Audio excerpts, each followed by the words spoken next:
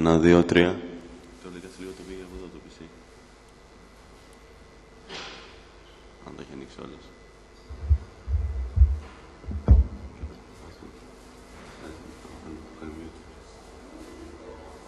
1, 2, 3.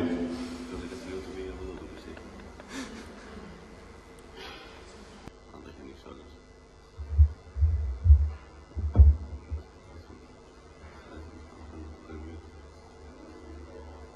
1, 2, 3.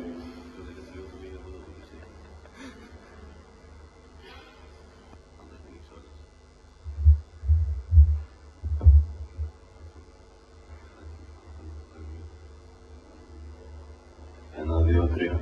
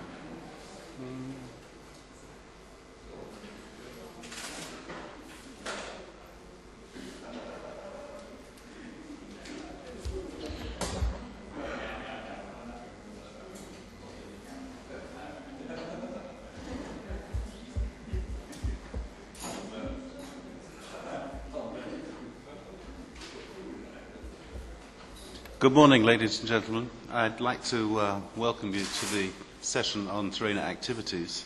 And I just see that I should turn off my mobile phone, so I'm just looking for it a minute. Yeah. And your sound on your laptops as well. Yeah. So having set a good example, well, just go outside, will you? I'll just run through a few corrections to the program. The MOME workshop, for anybody who's interested, MOME is a monitoring cluster. That workshop is at 4 o'clock today.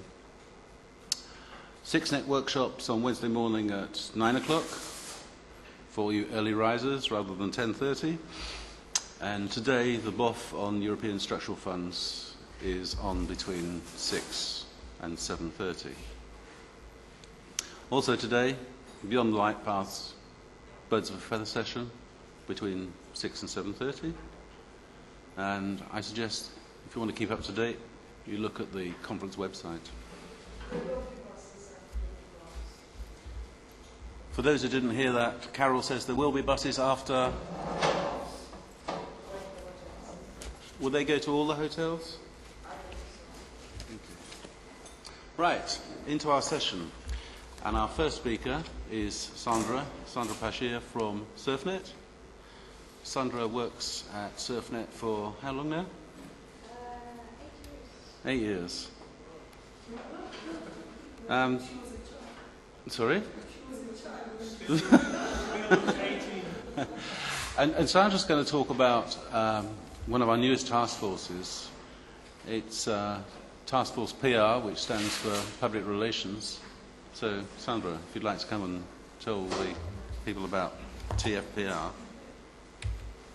I'll see if I can find your presentations for you. Hey.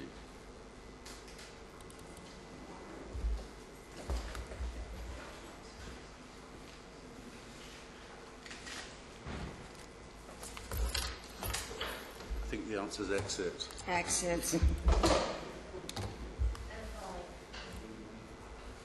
You've done this before, haven't you? Yes, I have. It's cozy.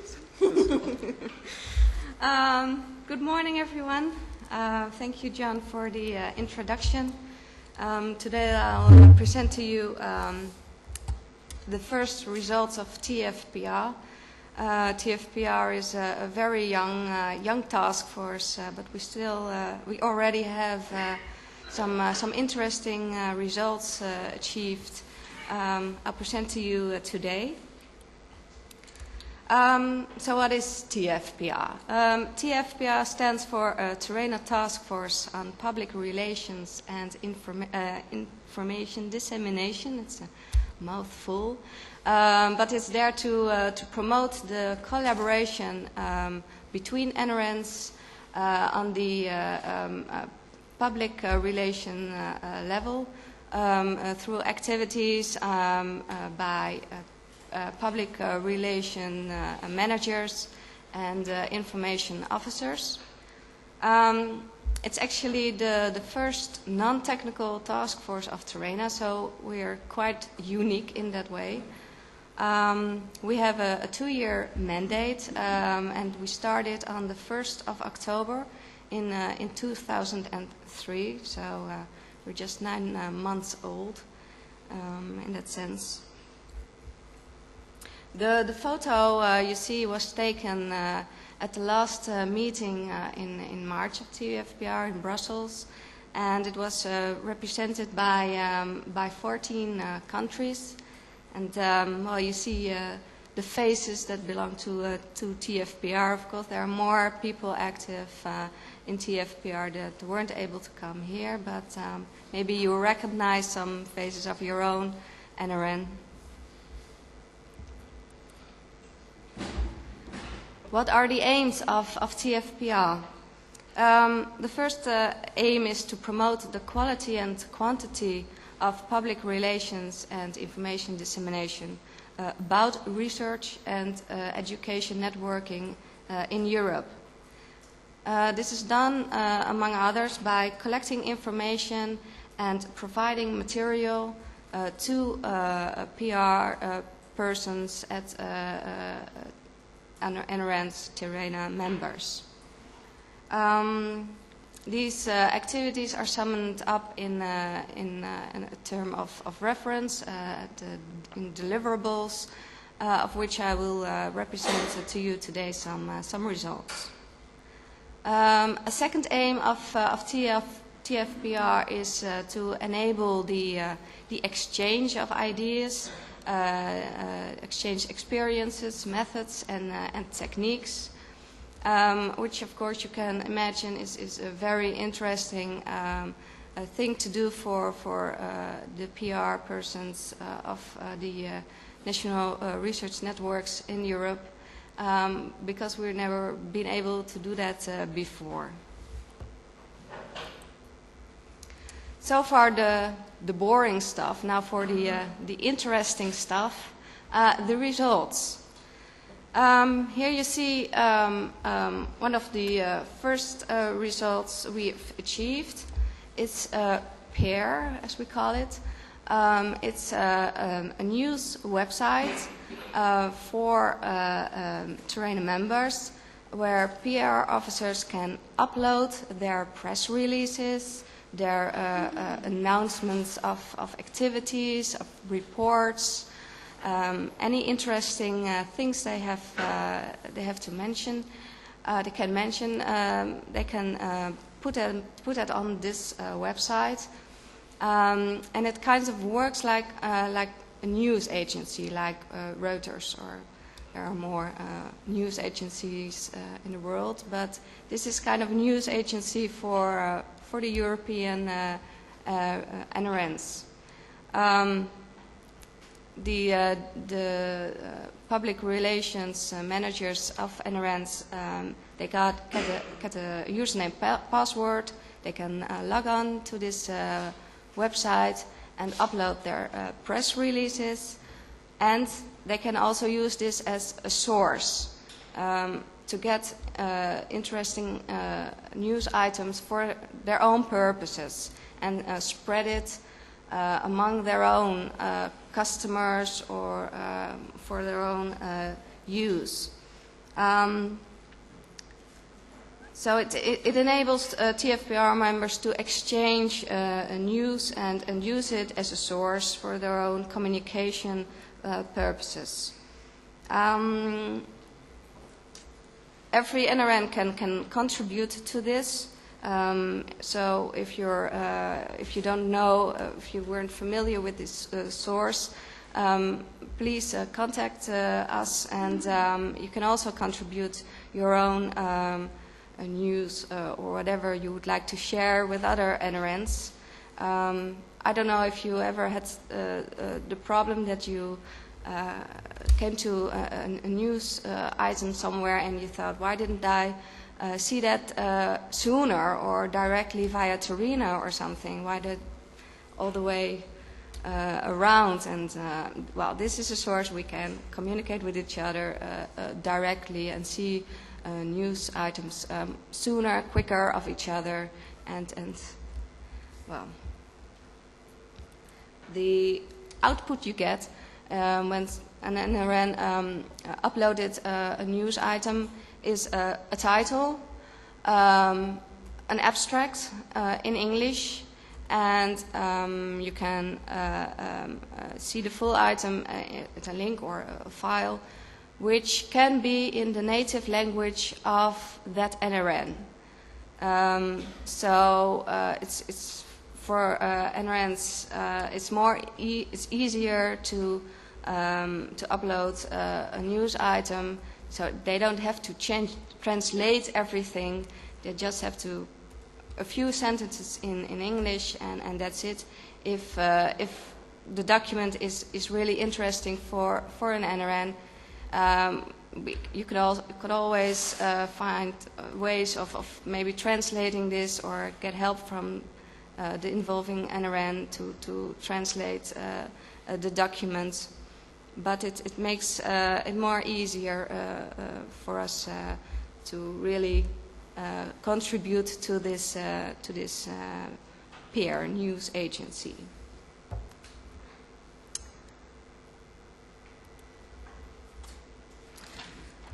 The second deliverable which I would like to present to you is best practices in NRN websites.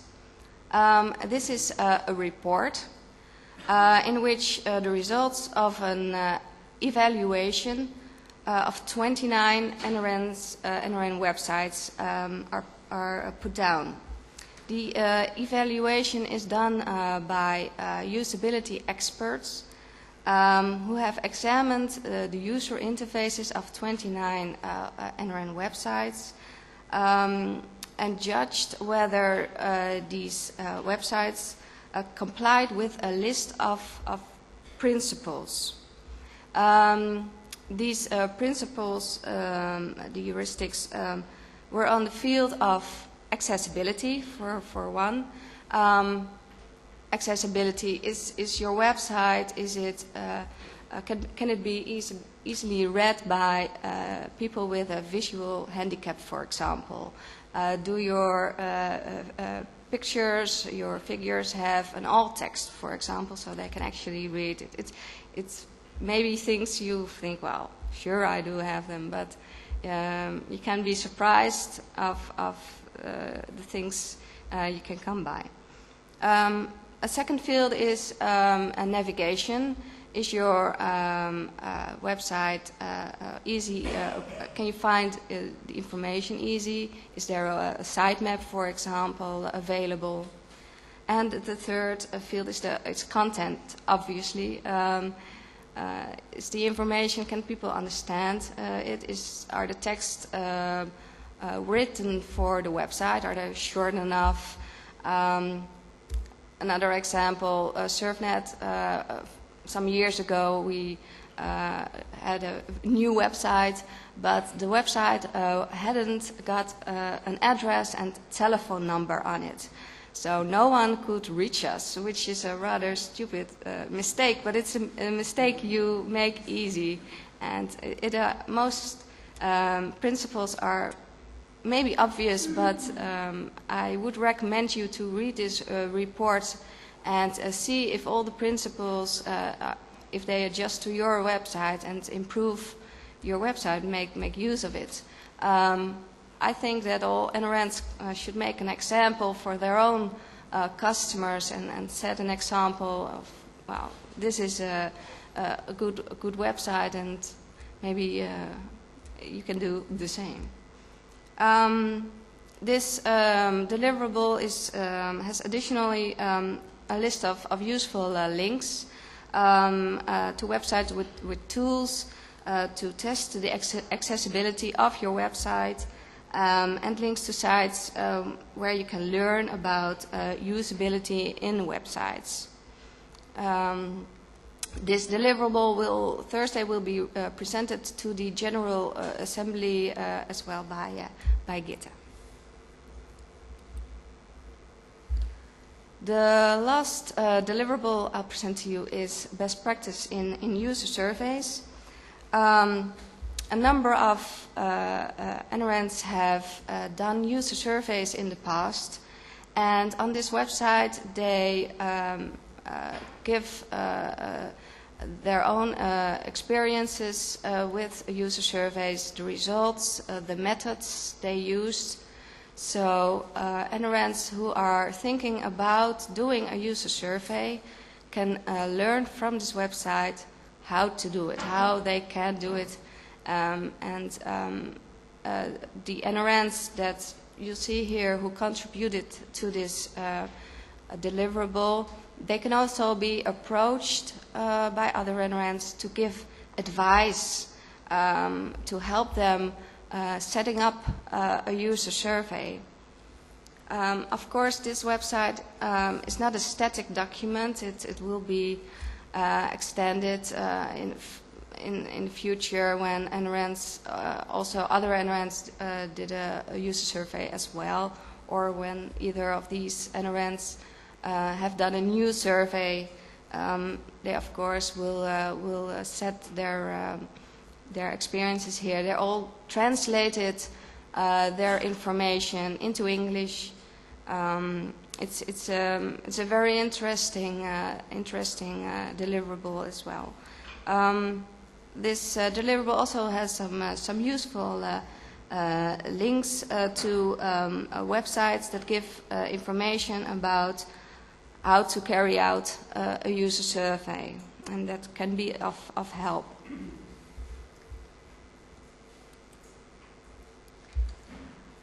Well, this is the URL where you can all find these deliverables. I would advise you to go have a look if you have a moment, spare time. It also gives you information about our term of reference and other deliverables we are working on. For example, we are working on a FAQ about research and networking, research and education networking in Europe, and we're also working on a glossary of term which other NRNs can use for their own purposes. There's also a mailing list of TFPR. Obviously, if you have a PR person in your NRN, please send this URL to that person. But if you don't have a PR person, you're also invited to join this task force and make use of all the things we are working on, and maybe there can be a benefit to your NRN as well. So please don't hesitate to join if you don't have a public relation or anything like that. Well, I did have a very short presentation, I think, but it's a very clear material for everybody. I think I don't have to explain a lot. If you talk about communication, everybody understands what you're talking about. Don't talk about any techniques or anything I have to explain. But well, even though for a change, a short presentation, but I thank you for your attention. Thank you very much, Sandra.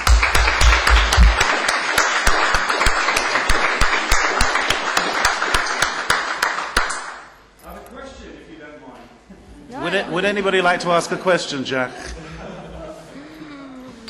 like to know more about this review that you have had in the 29 websites, right? Those experts, independent experts, but they're also reviewing the contents. So how did you do actually, where did you find an expert? Well, I have to ask the expert already, which I'm very glad is joining us here.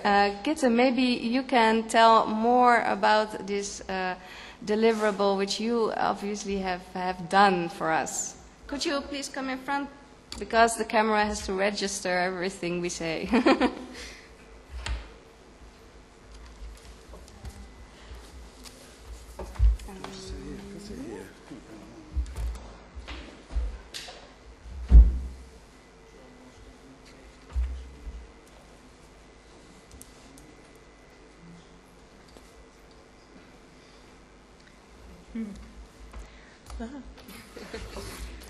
Well, I would say I'm not really the expert, but I have a colleague of mine who works with usability as a Danish usability expert, and she is the same department as I am, where we, besides the NRN work, also have the development of websites, and therefore I sometimes work with her on usability projects too.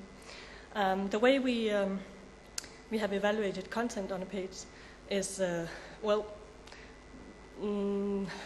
the content we have evaluated is the way to look at it, because text written for web has to be small sentences, and that's easy. Even if you don't understand what the sentence says, you can easily see if it has a label and a short section, a label and a short section. So that's the way we evaluate the text.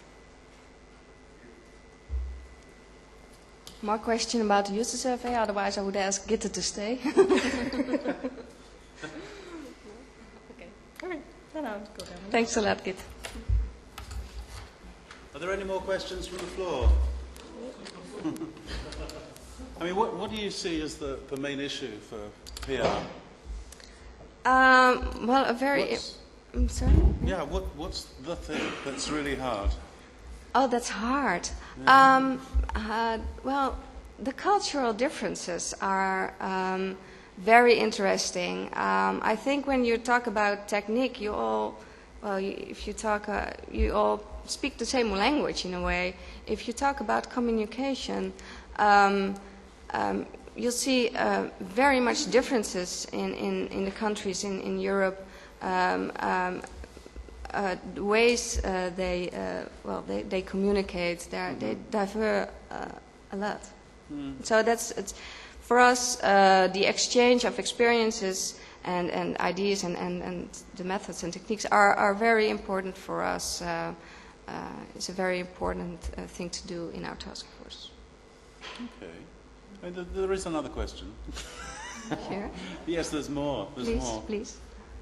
Dorte has a question, but I have another question as well.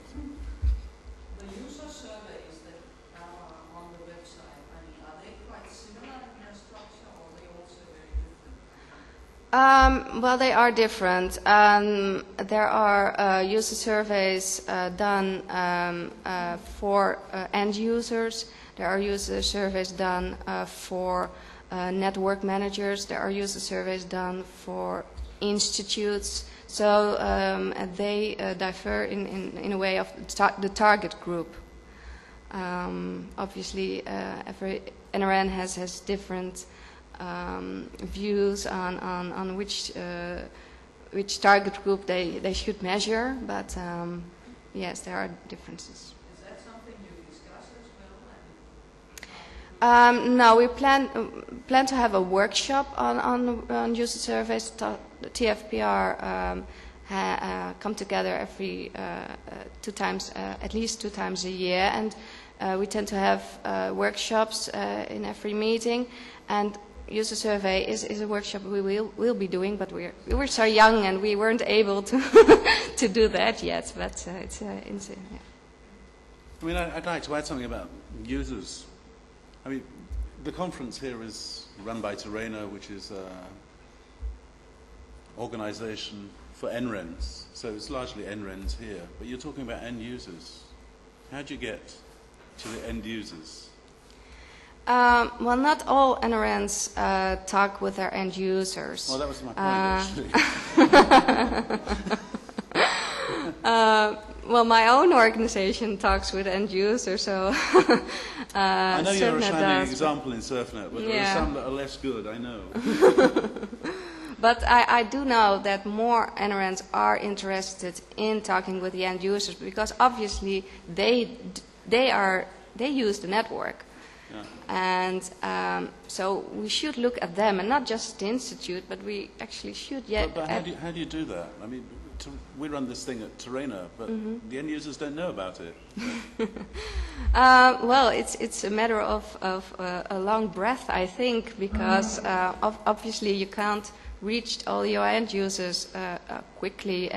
But there are, at SurfNet, we look at communities. We look at communities that are working with video, for example, or communities that do something with conferencing. And we pick up the persons there that are most active, and they bring along their followers as well. And so you gather this group together, and we'd like to do that more with other communities as well. And well, there are various methods in ways you can do that. We're working on websites where you can add forums and they can talk to each other. Where I could give a long presentation about this subject as well, but maybe next year or so. But that is a topic we also discuss in TFPR. So the plan is to spread that. Sorry? The plan is to spread that approach through other NRENs, huh? Yes. Of course, we all share these experiences with each other, and yes, we do. Okay. I think there was one last question. There were 2 last questions. Vesna.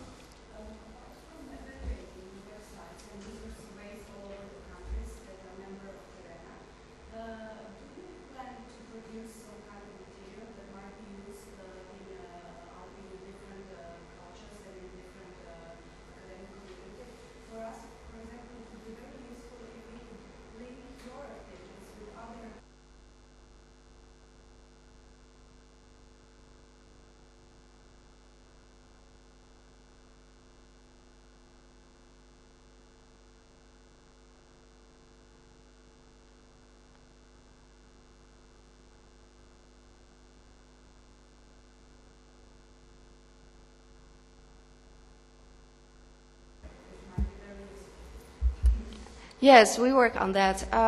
We are working at the moment at a glossary of terms, for example, which obviously needs a lot of discussion because, well, we all have our own translations or our own meanings of words, but we'd like to come to a point where we all have the same meaning for AA, for example, or we are working on that, and we'd like also to work together with other task forces on this as well. I've been approached by several task forces that say, can you make a booklet about the things we are doing with your task force that you can all use, for example. So yes, we'd like to cooperate with other task forces as well, and maybe help them in their own activities, and be helpful for us as well as communication persons. Yeah. I seriously didn't plan that question, but I mean we have a solution to this. I'd like to make a plug for the TERENA Guide for Network Resource Tools, and in fact Licia was the person that managed this project over the last year. The GNRT is based on something that came out of EarnWork many years ago. We're now into the fourth version or fourth edition of the GNRT, and it's a really good source of information for new users and people involved in networks. And what we've done in the past is we've had a deal with a publishing house, and they've published it as a book. So the GNRT has been for the last 3 or 4 years available as a book from Addison Wesley, and we're negotiating with them right now, and very hopeful that this new edition will be available as a book. One of the things that we have retained is the copyright on foreign language. So if any NREN wants to take the content, translate it into their own language and publish it locally, that can be done without infringing the copyright. So. Okay. One thing I forgot to mention, and I'd like to mention, is also we're working, one of our future deliverables is our information sheets. Just a piece of paper that explains, for example, IP version 6 or topics like that, and it could be useful for all NRNs, for their own institutes, their own clients, to spread these kinds of leaflets. So, yeah. Okay, well, can we thank Sandra once again?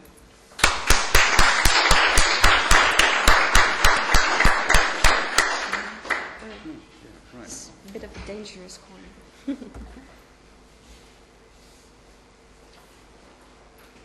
The next speaker I'd like to introduce has been known to me for a while and has had a long and distinguished, and still continues to have a long and distinguished career in networking in the UK and in computing. In fact, he recently was the Computer Centre Director at the University of Cardiff. Now he's Secretary of the European Networking Policy Group, EPNG. And yes, let me introduce John Martin, who's going to talk about a focus study. This was something that really spun out of the compendium. The compendium had been funded for a few years by TERENA from its own resources, but we were fortunate in getting some part funding from the Commission for the recent edition. And the focus study has come out of that, so I won't say any more about it, else I'll give you a presentation. John Martin.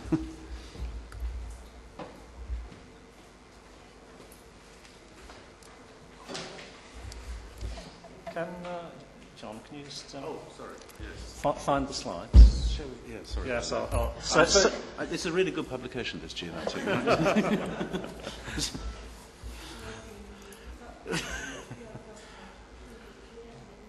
that's the one. Yeah.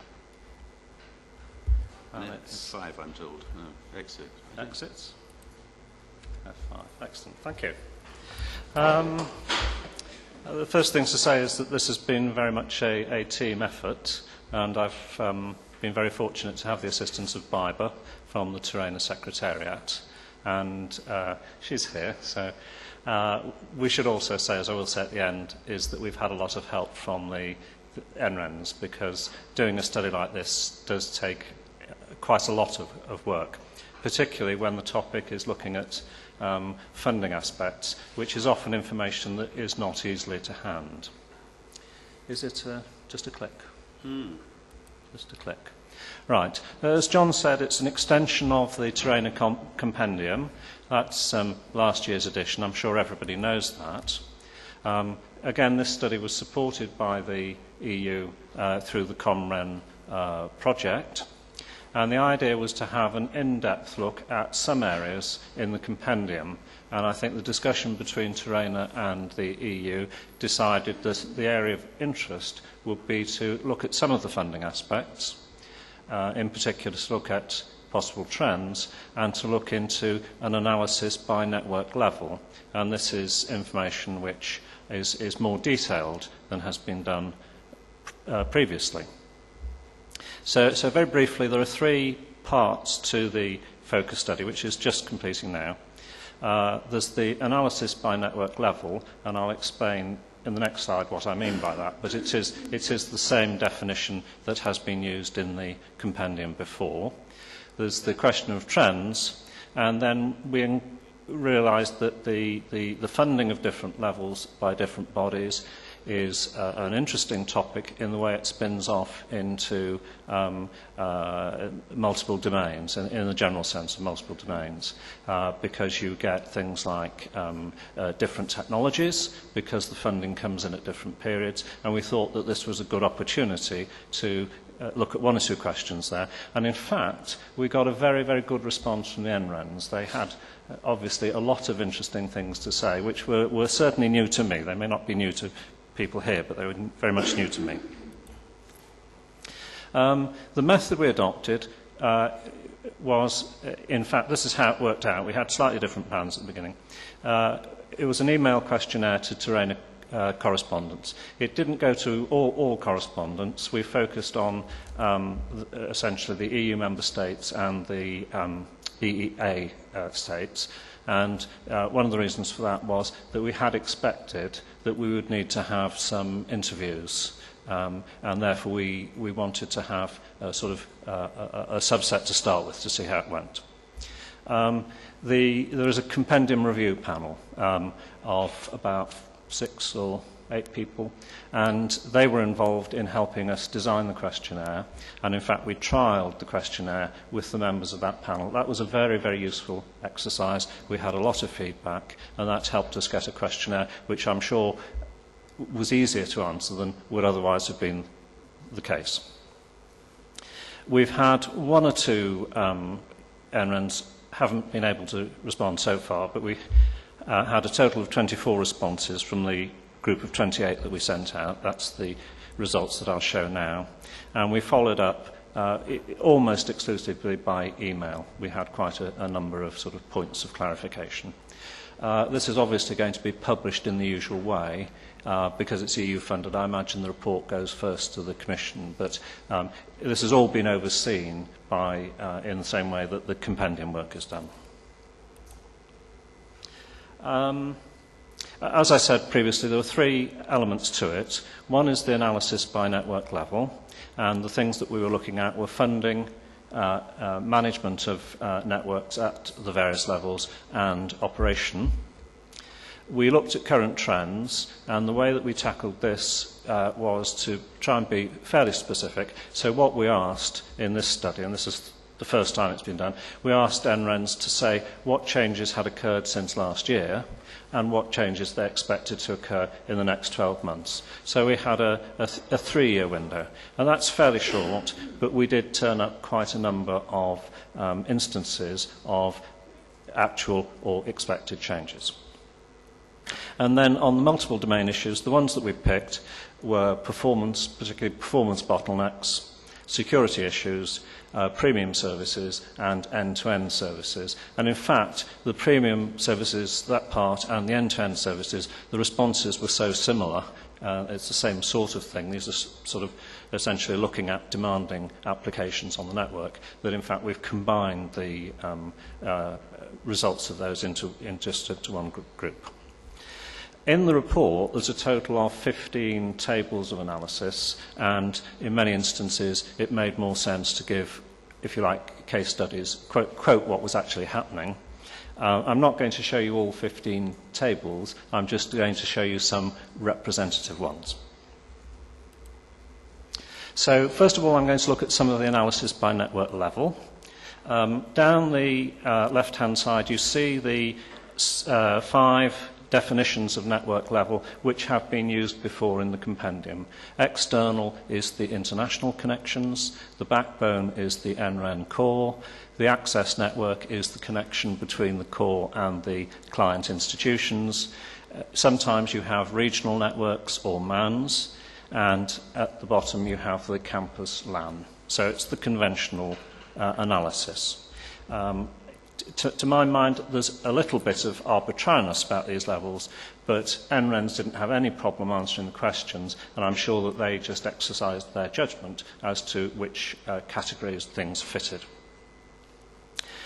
This was an example where we looked at who is providing what fraction of funding for the different levels.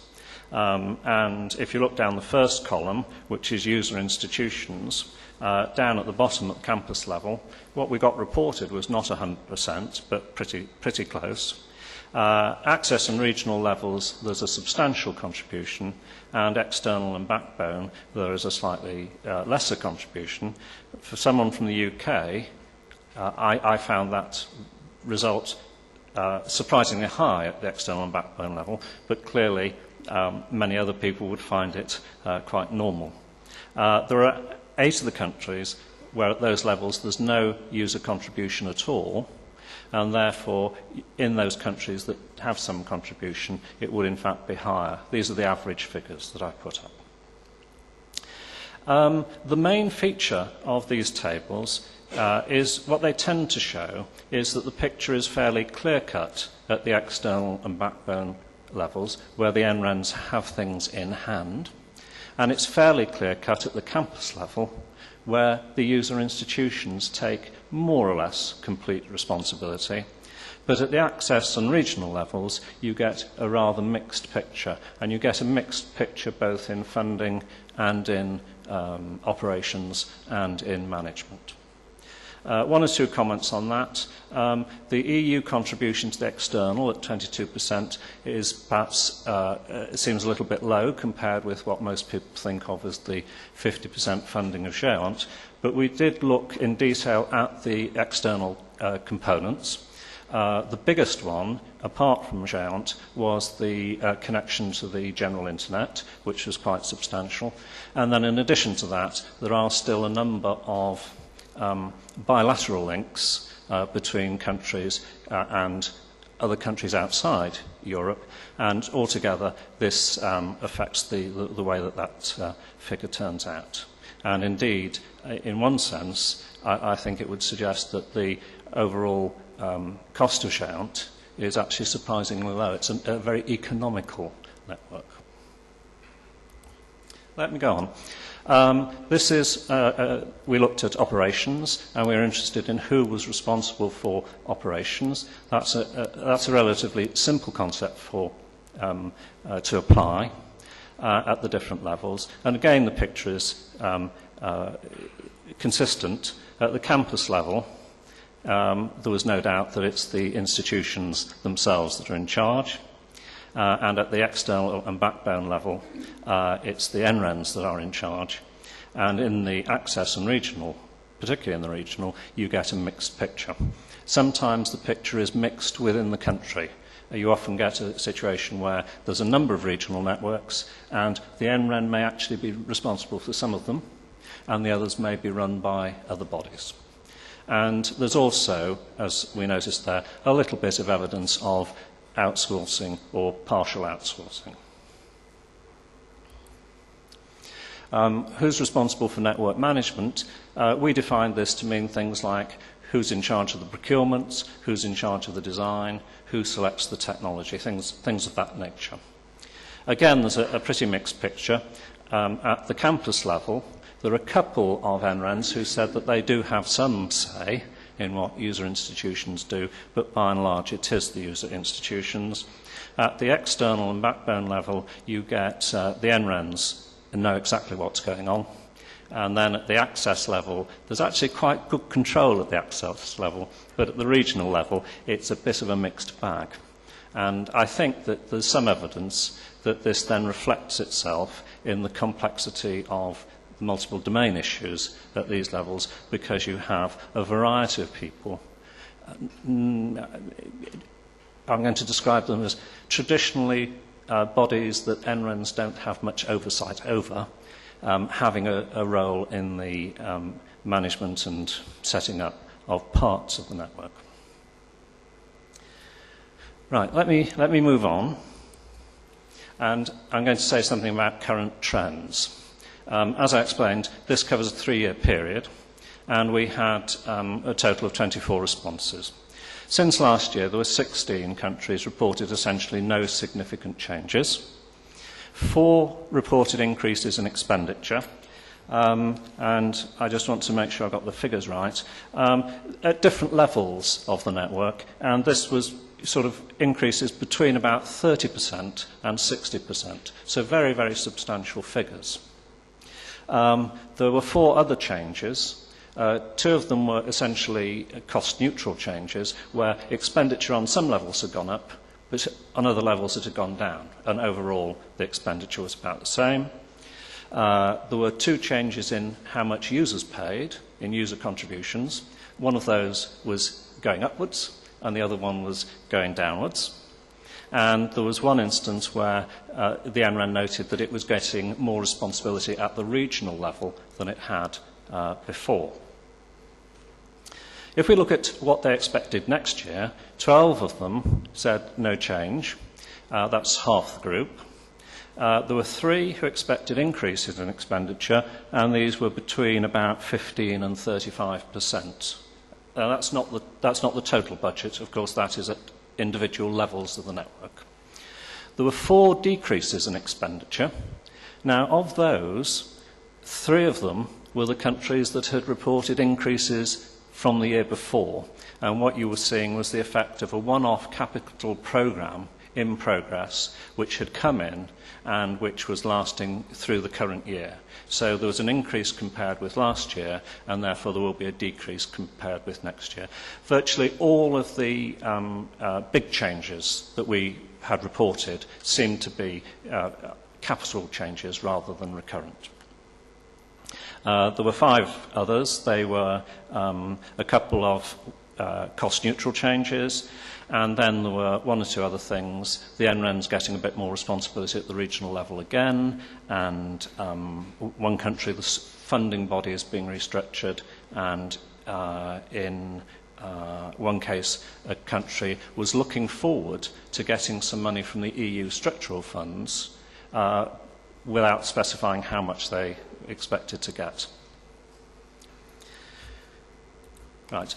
So I want to move on to the third part of the study, and this is the questions about the multiple domain issues. And I think we're now moving away from what's more sort of the policy side to the technical side, and I could detect this a little bit in the responses because the NRENs wrote at great length, and it was extremely interesting to read. I'm not a really technical person, but I found it very interesting, and I had people to help me. I'll start with performance bottlenecks, because that's often somewhere to start. 18 out of the 24 countries reported some performance bottlenecks. I was going to say that none of these were severe, but in some cases they were clearly most undesirable. Things like they occurred during prime shift every day, or they affected particular sites or particular institutions. And as you might expect, there are some funding reasons that lie behind that. If you take it across the board, there are quite a lot reported, but most of them were reported at the campus level or the access level. And that's consistent with the TERENA studies last year, which said, in effect, that most bottlenecks today are found at the sort of last mile level. A couple of interesting ones. They popped up again. I wasn't really expecting them. Some of them were due to the fact that in some countries you have very excessively high telecoms charges, and either the NREN or the user institutions cannot afford to eliminate the bottlenecks. That was noted again in the Serenata studies. And there are a couple that were put down to the actual charging policy, where the cost to the institution of its connection to the NREN is dependent on the bandwidth, and some institutions choose connections which aren't as great as they might be. Lots more details will be in the report. Right. The second thing that we looked at, the second and third things that we looked at were security issues and end-to-end issues. And just to sort of make it a little bit quicker, we've combined these together on one slide. Let me say, first of all, that there was an awful lot reported. From my perspective, I found that very interesting, because what is happening is a lot of work is going on behind the scenes at NRENs, which users do not necessarily see at all. These security incidents blow up, they have to be dealt with, the performance issues arise and have to be dealt with, and generally speaking, it takes a lot of effort to resolve these things, far more than I personally perceived before this study, and it can take a lot of time to clear them away. So we've got the usual things: denial of service attacks, viruses and worms. Perhaps fewer people reported spam as a problem than I would have expected. I have to say that this was an open-ended question. We didn't suggest these categories. We didn't prompt the NRENs and said, have you suffered from this, have you suffered from that? What we simply said is, tell us about the problems that you've had in the last year, how severe were they, and what did you do to get rid of them? And they wrote at very great length. A bit of peer-to-peer, Napster causing problems. In the performance issues, a whole host of things with what are called middle boxes, particularly when people were implementing services like video conferencing, multimedia. A few large research users. Do we say okay? Is this part of the presentation? No, it's not. I thought you'd done something smart, you know. Thank you. And this is a forerunner. I was interested in Bob Jones' talk this morning. He talked about grid applications are expected to stress the network. Well, these are the forerunners. These are applications that do stress the network. And one of the things that came out quite frequently is you can have a high bandwidth network, but when you put a demanding application on it, you discover it's underperforming in all sorts of areas. Something that came through very commonly was that a lot of problems with coordination when you're dealing with different management teams, dealing with local institutions. A lot of local institutions really don't have enough experienced network staff, and therefore it takes longer to diagnose the problems and more time and effort. And I will move on. Right, the conclusions. When we're talking about the management and funding, it's very simple in a way. There's a clear picture at the external and backbone level, there's a clear picture at the campus level, and it's a mixed picture at the access and regional levels. The trends in expenditure and funding, basically there are a lot of significant year-on-year variations. It does turn out that nearly all of them are due to one-off capital programmes. It wasn't really possible from our survey to say whether or not there was any trend at the recurrent level. It's either stable or it's rising very slightly. It's the usual story, just like PCs, which is that within a fixed budget, NRENs are delivering more bandwidth every year. And that's been a picture for a long time. There's no evidence one way or the other that the user contributions to research networks are either going up or going down. And what we concluded on multiple network domains, bottlenecks mainly at the campus or the access level. There are many denial of service attacks. The premium and end-to-end services are susceptible to many performance and equipment shortcomings. Diagnosis and resolution often difficult. and the multiple domains and the varying levels of support that you get at different network levels, different management groups, make this harder. Just one or two wider issues that we weren't expecting which came in. There is some evidence of underinvestment by user institutions. It's not really for us to comment on that, but it's quite clear that in many countries the research network is of a certain standard, and not all institutions have local networks that are in step with that. I've mentioned the high cost of telecoms in some countries, and I've mentioned the policy of charging by bandwidth. Right, one or two acknowledgements. This was directed by Bert, who also, I think, has been doing the compendium since its start. Is that right, Bert? Yes. Must thank the compendium review panel and indeed the TERENA correspondence. There's a famous saying which a fool can ask more than 10 wise men can answer, and in this case I was jolly good at generating questions, and I can appreciate that it took an awful lot of work to answer them, and it's obviously going to be published in due course. Thank you. Okay, thank you.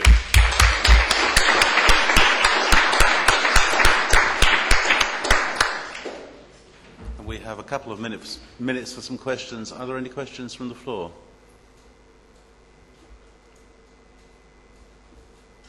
When can we expect it to be published? It's Weeks or months or? weeks, I think, but I don't know what the normal process is. It will go into paper. Am I right in thinking it goes into paper form because it's going to the EU? Is that right?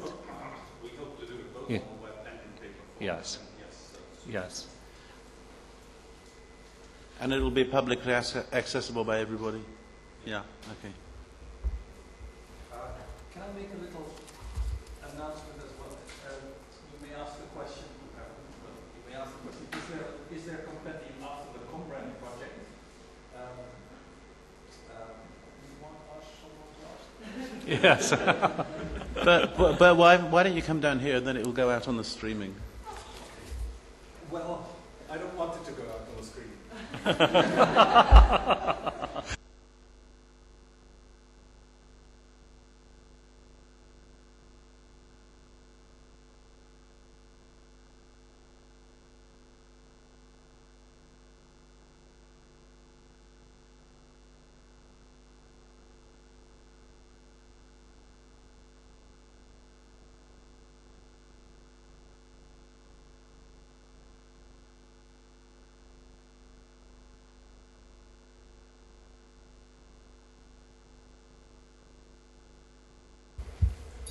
Are there any more questions? We've got time for one more, maybe.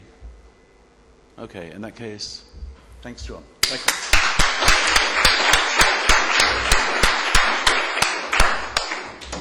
This can't be right. You're doing it well. It's not good for me. It's not good for me at all. Okay, now we come on to the last presentation. And the last presentation is going to be given by Licia Florio. Licia has been working in the TERENA office for the last 3 years. And Licia is going to be talking about TACAR, whatever that is. And she's, yes, right. She's wearing the TACAR t-shirt, limited edition. Yeah. So would you like to come and tell us about TACAR? If the computer doesn't crash. It's crashed. No, it hasn't. Exit. Let's say exit. Can I stand this way? No, You want? no, you can hang on. Ah, okay. That's Come and sit here. Come and sit here.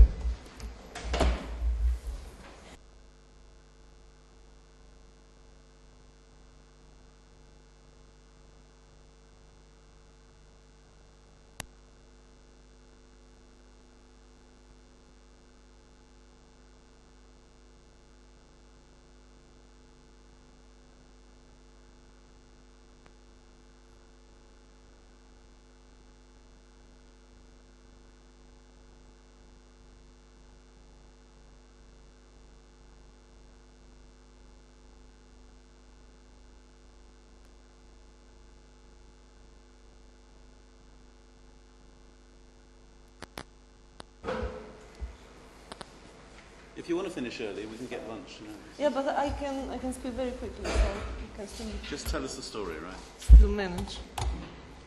It's in here, conveniently. Ah, okay. You didn't. Check out. I thought you used.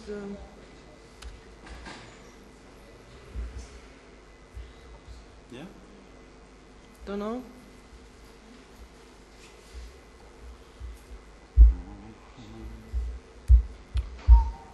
Let's have a look. Aha. Right. Taka. Okay. I will shortly present about a car for two reasons. I think everybody knows about this, and also because I think lunch is coming, so I think people don't like to stay longer. Okay, let me give you a bit of background why we decided to have Takar, where things started. Sorry, I'm trying to unplug something again. Go ahead. There have been many PKI initiatives in Europe, but they were mainly local initiatives, and there have been also some experiments to, let's say, harmonize these local initiatives. For instance, the hierarchy of PKIs, the bridge of PKI, but they never managed to deploy on large scale in Europe because they were mainly too expensive and too difficult to implement, to set up and to maintain as well. But still, the NRNs have set up PKI, and locally some NRNs are using it. Actually, nowadays I should say that the most PKI users in Europe are the grid people, and they are really using it in an effective way. So the point with NRN's PKIs was that they use PKIs mainly for SSL utilization on the web, and they deploy some certificates for the users, but still it's difficult to use the NRN certificates outside the domain due to a couple of reasons. The first one is, of course, the major issue. How do you install in the web browsers and in the mailers the trust anchor, and how do you exchange that?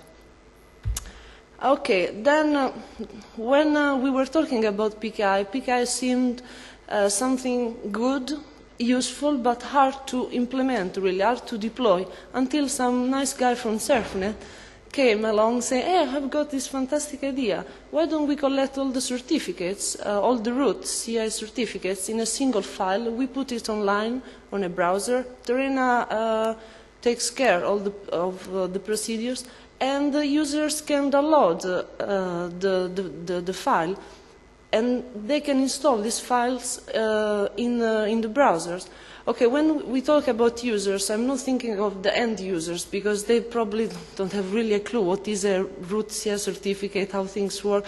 We are talking about, let's say, administrators, network administrators. So then we started, and Diego Lopez, who is the chairman of the task force, and both Diego and Jan can't be here because they are presenting somewhere else to be very convenient. Diego decided to call all the process TACAR, which stands for TERENA Academic Certification Authority Repository. And indeed, we started discussing about this inside the TFAs because it was easier, it was a small group, we knew each other, so it was sort of, okay, let's try to start with this and let's see how it works. But then things got a bit bigger, so at the moment we accept all the trust anchors who belongs to the NRNs, to the National Academic PKI, and to all the non-profit research projects. And this last bullet actually covers the grid projects, because when we started we were talking to NRNs only, until some grid guys came, yeah, but you talk to NRNs, but we are grid, we are not NRNs, so we can put online our certificate. So we decided, well, yes, you can, because you are still a research community, so, okay, you are still part of our target. Okay, the objectives of TACAR. What TACAR does, I mean, all the idea is based on the fact that we want to set up a sort of web of trust among European academic community. And this was, as I said, very easy because we knew each other. So I know people who come to the meeting, I know the institution they belong to. So for me it's very easy to say, okay, yeah, this person works for this institution. So I can trust the institution. When I leave, it's going to be a disaster. No, just kidding. Yes, it is. No, it's the idea was to keep the procedure very simple because we didn't want to deal with any bridge CA, with any policy issues. And, well, we tried to keep it very simple in the beginning, but unfortunately we had to go into policy issues because some people required us to formalize the procedures, to take care of some issues. So at the moment what we have, and the policy was developed inside the TFA's group, and thanks to Reimer Kelsen, who works for DFN, he was really a pusher in this respect. So we have now two documents, and people who want to join TACAR are required to fill this document in. In particular, the registration procedure, which is just a normal letter saying the name of the CA, address, telephone number, who is responsible, all these nice things. And then we have an accreditation letter. This accreditation letter lists the people who are authorized to represent the CAs in various contexts. So this means that if someone is not listed in the accreditation letter, is not entitled to come to a meeting and say, okay, I have an update on my certificate, of my policy, or things like that. Again, this was an extra feature required because more or less the people coming to the meeting are the same. So we thought in the beginning that it was not necessary, but we realized that indeed it is necessary because, for instance, if people move a job inside the same organization, or if they move even organization, then it was going to be a problem. As I said, the accreditation procedures also contains the PGP keys that are used for the electronic update of the documents. The first time an institution wants to hand out the certificate, someone has to come physically to wherever meeting or to TERENA, and with this accreditation letter, an ID card in case I don't know the person, which hardly happens, the root CA certificate, and in that moment this person gives also the PGP key. So in that moment I can establish a sort of relationship, a binding between the person and the key. And all the future updates can be done electronically. People can send via mail the new documents, and they can sign using the PGP key. Of course, there is also a reason why we use PGP. We needed to bootstrap the procedure, so we thought, yeah, PGP is easy to use. Most of people have that. Mailers can deal with PGP easily, so we thought, okay, let's start with PGP. But in the future, we could change that. We discussed also during TFA, so probably we can use X509 certificate. But at the moment, there are more urgent issues to be fixed. As I say, what TERENA does, we provide, of course, the web page. We upload the files. We keep the web page up to date. And we are also responsible for the authentication procedure, in the sense that if someone comes to our meeting and says, I represent the institution X, yeah, you would like to verify if that institution exists in a way. Again, it has never happened because so far we have got only NRNs that we know, and also the grid certificates we know those people, but it can be useful in the future. And we have been required again to allow for a secure download of the certificate. So at the moment, this is not really well done, I have to say, because we have used a server certificate, but when I was in a meeting 1 month ago with great people who are quite accurate in this. They noticed that the policy of this certification authority that we are currently using is not really online, is very hidden, so probably we should change the certificate. So we are working on that, but we will see. What we have now, despite some things that are not really fixed, the repository is up and running. This was our objective. We have 16 CAs online, and I've got other 3 that I have to put online soon, somehow. And also, people can download the root CAs they are interested in directly, but there is also the possibility to download all the certificates in a single file that is a PKCS7 format. Unfortunately, again, because technology is very standard, this thing doesn't work properly with Mozilla, but it works with Explorer. So for Internet Explorer's user, that's fantastic. But we are working also to fix this. Diego got in touch with Mozilla guys, and, well, they're still talking.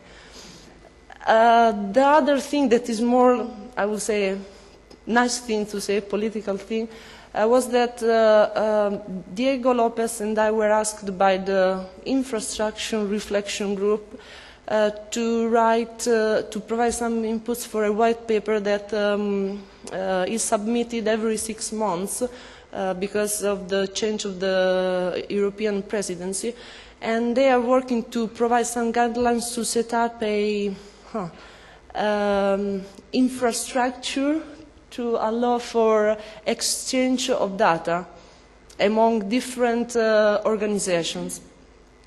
So Diego went to the meeting in Dublin to present TACAR, and he got the endorsement of the group, saying that, okay, we are doing something very nice, so we should go on. And yeah, this was more or less the idea. The grid community is really interested in that. They, at the moment, actually have got mostly grid certificates online, because they would like to use TACAR as their repository to download and exchange certification authority. So what we would like to do more? Of course, we want to collect more certificates, so if you don't have your certificate online, please do it. But of course, we are very modest, so we are not greedy, we take it easy. And again, we have to improve the usability of the site, both the front end and the back end. The front end, there are still some things related to the policy. The policy, it's, well, it's okay, it works, but I've noticed that people have some problems filling in the documents. So I think we should bash that a bit. And yeah, we would like now to start using it to see how it works, if it can still evolve into something more. And we would like also to make some experiment, I don't know, some in connection with some bridges, PMAs, etc. And Diego Lopez is looking into this.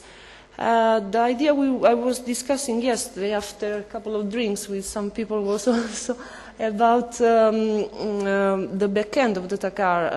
At the moment, we use a normal web server, a secure normal web server, and we download and I upload all the certificate there. But there is also the proposal to use LDAP for this, which we will look into. So probably in 1 month or so we could move to LDAP, but we will see. So that's all what I have to say. The T-shirts are not so for sale. That was quick, eh? Very good. Yes, very good. Are there any questions from the floor? Robert. Is there a hope of the root CA being incorporated in the browsers as they come? Yeah, Jan Meyer also, he looked at that and he said that you can do that. In principle, with all NRNs could do that, but you have to go through an audit, and it's very expensive. I think he said something like 50,000 euros or... Yeah, we are thinking also about that. Actually, I was talking with Jan yesterday. He said, why don't we set up a sort of super parties NRN, root CA, and we put that online. Then all the NRNs can pay, can participate in that. So this is also something else we are thinking, and Jan was going to look more and give some extra details.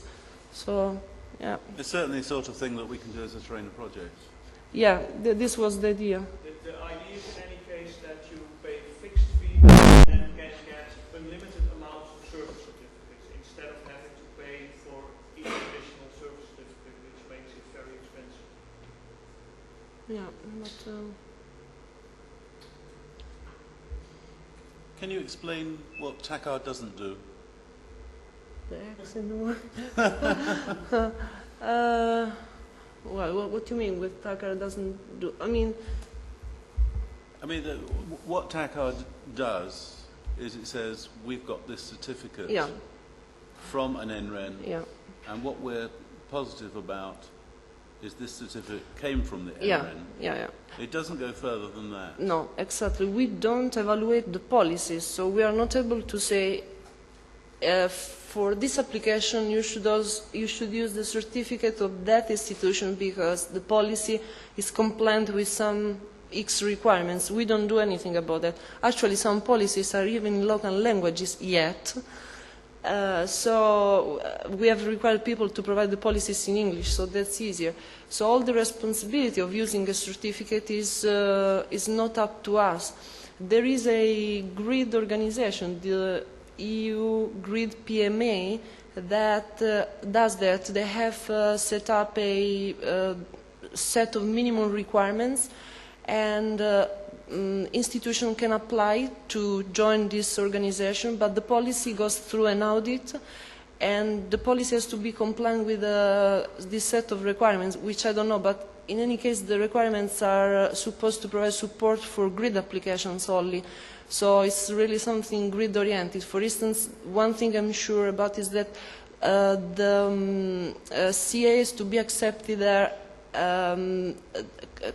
not allowed to support the hierarchies. So you need to use flat CAs because the grid application work with the globals, which doesn't support hierarchy. So, okay, but we don't look at that at all.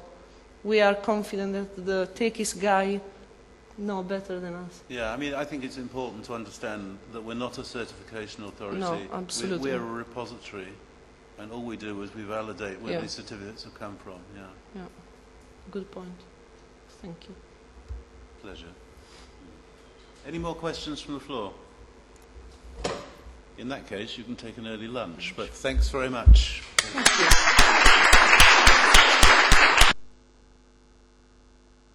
Thanks for coming along. Thanks. Good to see you.